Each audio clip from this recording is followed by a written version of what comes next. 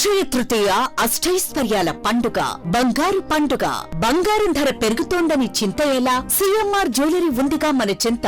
ఇక బంగారం ధర మీ చేతిలో. అక్షయ తృతీయ అడ్వాన్స్ బుకింగ్ ప్రారంభమైంది. అక్షయ తృతీయ సందర్భంగా సిఎంఆర్ జ్యువెలరీలో మీకు నచ్చిన ఆభరణానికి అడ్వాన్స్ పే చేసి అడ్వాన్స్ ఇచ్చిన రోజు ధర లేక డెలివరీ తీసుకునే రోజు ధర, ఏ రోజు తక్కువ ధర ఉంటే ఆ రోజు ధరతో మీరు ఎంపిక చేసుకున్న బంగారు ఆభరణం మీ సొంతం చేసుకోండి.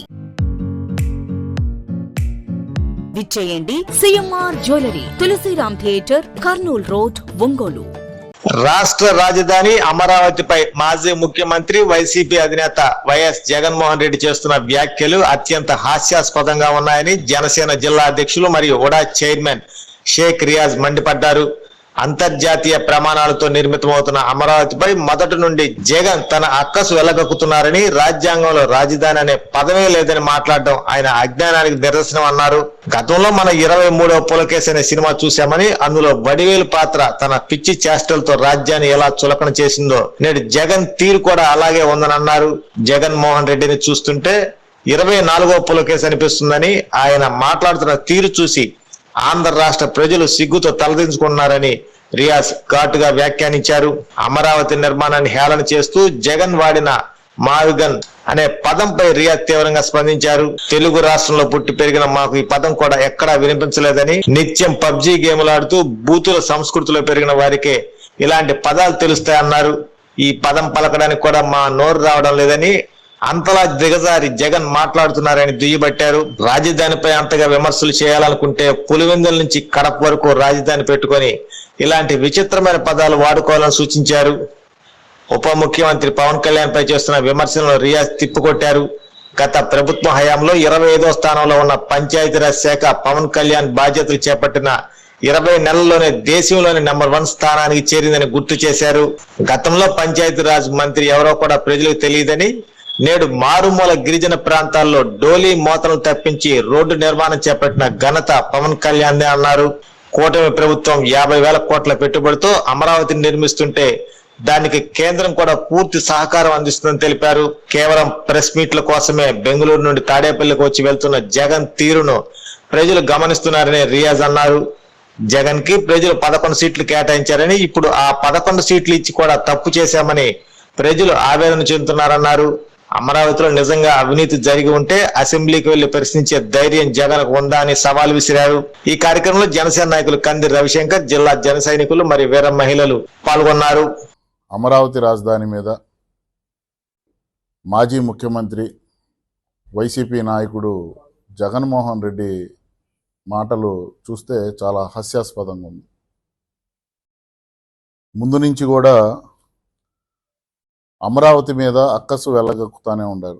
ఎంతో పారదర్శకంగా అంతర్జాతీయ ప్రమాణాలతో నిర్మాణం చేస్తున్నటువంటి మన రాష్ట్ర రాజధాని అమరావతిని హేళన చేస్తూ రాజ్యాంగంలో రాజధాని అనే పేరే లేదు అని చెప్పినటువంటి ఈ జగన్మోహన్ రెడ్డిని ప్రజలు కూడా చాలా అసహించుకునేటటువంటి పరిస్థితులు ఏర్పడుతున్నాయి.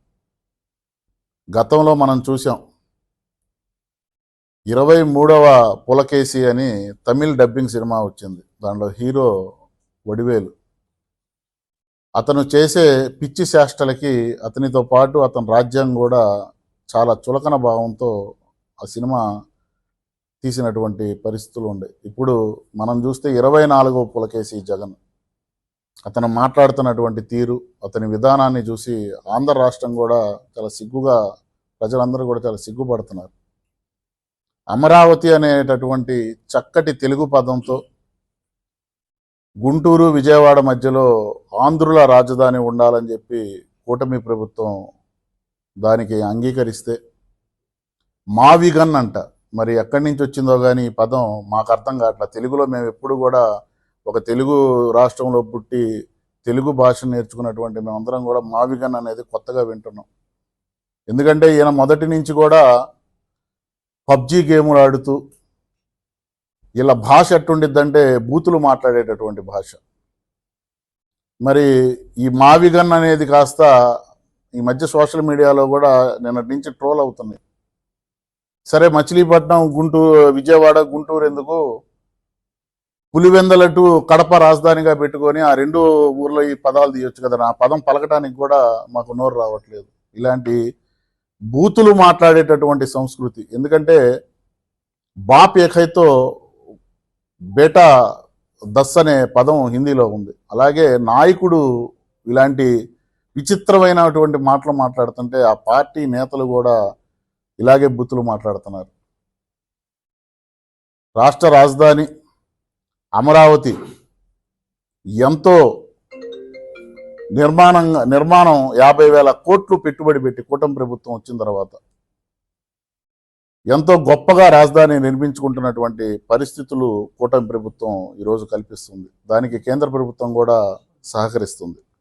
అలాగే ఉప ముఖ్యమంత్రి పవన్ కళ్యాణ్ గారి గురించి అవాకులు చవాకులు పేలుస్తున్నారు. గతం ప్రభుత్వ హయాంలో రాష్ట్రంలో పంచాయతీ 25వ స్థానంలో ఉంటే పవన్ కళ్యాణ్ గారు వచ్చి ఆ శాఖను తీసుకున్న 20 నెలలకే పంచాయతీ శాఖ అనేది 1వ స్థానంలో నిలబడినటువంటి పరిస్థితి ఈరోజు ఆంధ్ర రాష్ట్రం. గతంలో అసలు పంచాయతీరాజ్ శాఖ మంత్రి ఎవరో కూడా ఆంధ్ర రాష్ట్ర ప్రజలకు తెలియదు. ఈరోజు పంచాయతీరాజ్ శాఖ పేరు ఎత్తంగానే రాష్ట్రంలో గుర్తొస్తుంది ఒక పవన్ కళ్యాణ్ గారు మా పేరే. ఎందుకంటే ఎక్కడో మారుమూలలో ఉన్నటువంటి గిరిజన ప్రాంతంలో కూడా డోలీ ఎత్తుకుంటూ కూడా అక్కడ గిరిజన ప్రాంతాల్లో రోడ్లు లేక గిరిజనులు నానా పాటలు పడితే ఈరోజు గిరిజన ప్రాంతాల్లో ఎప్పుడూ లేని విధంగా రోడ్లు నిర్మించినటువంటి ఘనత పవన్ కళ్యాణ్ గారిది. ఏదో ప్రెస్ మీట్ పెట్టాలని చెప్పి ఎవడో ఇచ్చినటువంటి దాన్ని విచిత్రమైనటువంటి పేర్లతో ప్రెస్ మీట్ పెట్టి బెంగళూరు నుంచి తాడేపల్లి వచ్చి ప్రెస్ మీట్ పెట్టి మళ్ళీ తాడేపల్లి వెళ్తాడు. అందుకే ప్రజలు 11 సీట్లుకి కేటాయించారు. ఇప్పుడు ప్రజలు కూడా ఆలోచిస్తున్నారు, ఈ 11 సీట్లు ఇచ్చి కూడా మేము తప్పు చేశామా అని.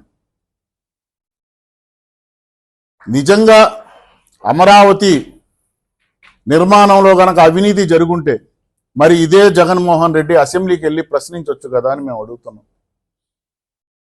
మరి నువ్వు అసెంబ్లీకి వెళ్ళి ఎందుకు ప్రశ్నించవు?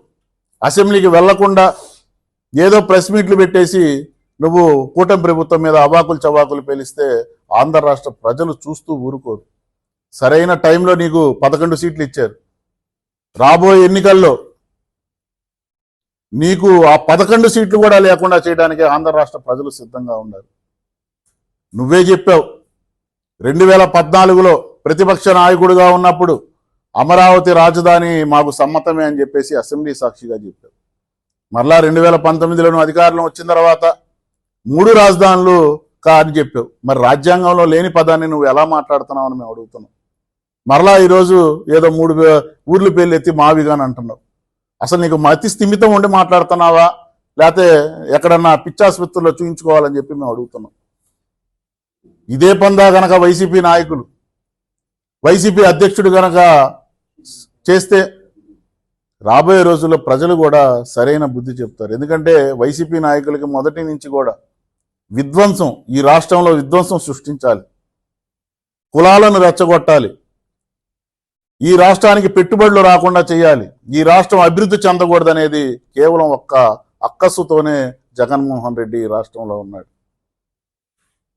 ఈ రాష్ట్రం అభివృద్ధి చెందాలి, ఈ రాష్ట్ర పౌరులు ఉద్యోగ అవకాశాలు రావాలి, ఈ రాష్ట్రంలో పెట్టుబడులు రావాలి, ఈ రాష్ట్రంలో ప్రాజెక్టులు రావాలనే నినాదంతో ఈరోజు బీజేపీ, జనసేన, తెలుగుదేశం పార్టీ కూటమిగా ఈ రాష్ట్రాన్ని పరిపాలిస్తూ ఈ రాష్ట్రాన్ని అగ్రద రాష్ట్రంగా ఈరోజు భారతదేశం అందరూ కూడా ఆంధ్ర రాష్ట్రాన్ని చూసే విధంగా ఈరోజు పనిచేస్తున్నారు. సిగ్గు తెచ్చుకోవాలి జగన్మోహన్ రెడ్డి. భారతదేశంలో ఉన్నటువంటి ప్రతి ఒక్క చిన్న పార్టీ కూడా ఈరోజు అమరావతికి జై కొడుతూ బిల్లు పాస్ చేయడానికి ఓటేశారు. ఈరోజు పార్లమెంట్లో నుంచి నువ్వు వాకౌట్ చేసావు. అంటే ఆంధ్ర రాష్ట్రానికి రాజధాని ఉండకూడదంటావు. లేదు ఆంధ్ర రాష్ట్రానికి రాజధాని ఉండొద్దు అనేది ఒక మాట చెప్తే అయిపోయింది కదా. ఆంధ్ర రాష్ట్ర ప్రజలు కూడా నిన్ను చీకొడతారు కదా.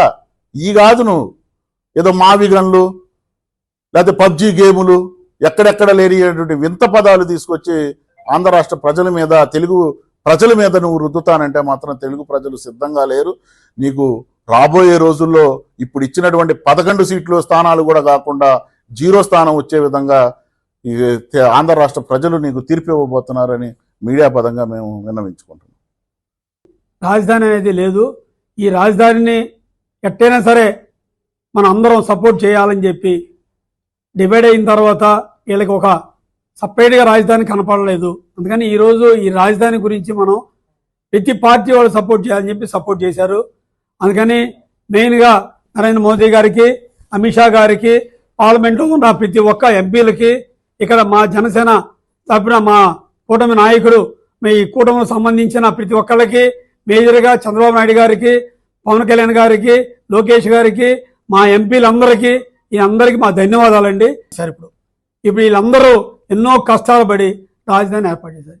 ఈ రాజధాని అనేది మనకి అమరావతి ఇక్కడ కరెక్ట్గా గంటమ్మ జర్నీలో మనకి రాజధాని ఉంది. ఈ రాజధాని ఉండడం వలన మనకి ఎంతో డెవలప్మెంట్ ఫ్యూచర్ అనేది ఆంధ్రప్రదేశ్కి ఏది రావాలన్నా రాజధాని ఉండాలి. రాజధాని ఒకటి ఉంటేనే దాని గుర్తింపు ఉంటేనే వచ్చింది. ప్రతి మనిషికి పేరు ఎట్లా అవసరమో మన ఆంధ్రప్రదేశ్కి రాజధాని అనేది అవసరము. అది అమరావతి. ఆ అమరావతి ఉండడం వలన ఈరోజు మనం చాలా దగ్గరగా నీరెస్ట్ ఉన్న ప్రజలు కానీ వీళ్ళు కానీ అందరికీ మనకు ఎంతో ఆనందంగా ఉంది. అమరావతి వలన రాబోయే రోజుల్లో ఎవరు ఊహించినట్లు, ఎవరు దాన్ని కని విని ఊహించినంత విధంగా ఉందండి. ఎందుకంటే ప్రతి బిజినెస్ మ్యాన్ ప్రతి ఒక్కళ్ళు మనకి మధ్యలో ఉంది కాబట్టి రావాలని చెప్పి అన్ని అందరూ చూస్తున్నారు. ఈరోజు దానికి ఎంతో వైభవంగా 2028కి కంప్లీట్ చేస్తా అని చెప్పి నారా చంద్రబాబు నాయుడు గౌరవనీయులు ముఖ్యమంత్రి గారు నారా చంద్రబాబు నాయుడు గారు చెప్పారు కాబట్టి అది డెఫినెట్గా డెవలప్ అవుద్ది. ఆ నమ్మకం ఉంది. ఎందుకంటే విజనగల లోకేష్ నాయకుడు ఉన్నాడు, ప్రతి వెనకాల పవన్ కళ్యాణ్ గారు ఉన్నారు. ఆయన ఒక శక్తి, ఆయన ఎప్పుడు చెప్పగల. ఆల్రెడీ చెప్పారు, మోదీ గారు చెప్పారు. ఏమని చెప్పారు? పవన్ ఒక శక్తి అని చెప్పారు. ఆ శక్తి వెనకాల ఉన్నంత కాలం ఈ కూటమికి ఎవరు ఇబ్బంది లేదండి. ఎందుకంటే కూటమి అనేది ఎప్పుడు కలిసి నలిసి పబ్లిక్కి ప్రతి ఒక్క నార్మల్గా ఉండే ప్రతి వ్యక్తికి కావాలని ఏం జరగాలో ఏం కావాలో అదే ఇవ్వగలుగుతున్నారు వీళ్ళు కూటమి. అందుకనే ఈ కూటమి వల్ల ప్రతి ఒక్కళ్ళకి ఆనందంగా ఉంది. ఈరోజు ప్రజలు కానీ వ్యాపారస్తులు కానీ వీళ్ళందరూ చాలా మనకు ఒక రాజధాని ఉండి ఒక బిజినెస్ ఉండి ముందుకు వెళ్దామనే ఆలోచనతో ఉన్నారు. ఈరోజు జరిగింది. ఇది చాలా ధన్యవాదాలండి ప్రతి ఒక్కరికి. జన సైనికులు వీళ్ళందరూ ఎంతో కష్టపడి కూటమిని నిలబెట్టుకున్నందుకు వీళ్ళకి కానీ కూటమిలో ఉన్న టీడీపీ నాయకులు కానీ బీజేపీ నాయకులు కానీ ఈ అందరూ కలిసి ఈ రాజధాని నిలబెట్టుకున్నందుకు ప్రతి ఒక్కరికి ధన్యవాదాలు చెబుతూ, అందరూ కోఆపరేట్ చేసిన ప్రతి ఒక్కళ్ళు, చిన్న రైతులు ఉన్నారండి, ఆ రైతులు ఇచ్చిన ఆ రోజు స్ఫూర్తేనండి ఈరోజు ఇంతమంది ముందుకు రావడం కానీ ఈ కారణం అవడం కానీ. ఈరోజు రాజ్యసభలో మొత్తం అన్ని పెట్టి ఈరోజు సంఘంలో ప్రతి ఒక్కటి ముందుకు వెళ్ళటం వలన ప్రతి ఒక్కరు ధైర్యంగా ఉన్నారండి. ఎందుకంటే రాబోయే రోజుల్లో ఎవరు ఏమి చేసినా మనకి ఇబ్బంది లేకుండా ఆ పేరు చిరస్థాయిగా నిలబడిపోయిద్దని అందరూ ఇంకొకసారి వాళ్ళందరికీ నా ధన్యవాదాలు చెబుతూ సభ ముగిస్తాను. Thank you. పేద మరియు మధ్యతరగతి ప్రజలకు శుభవార్త.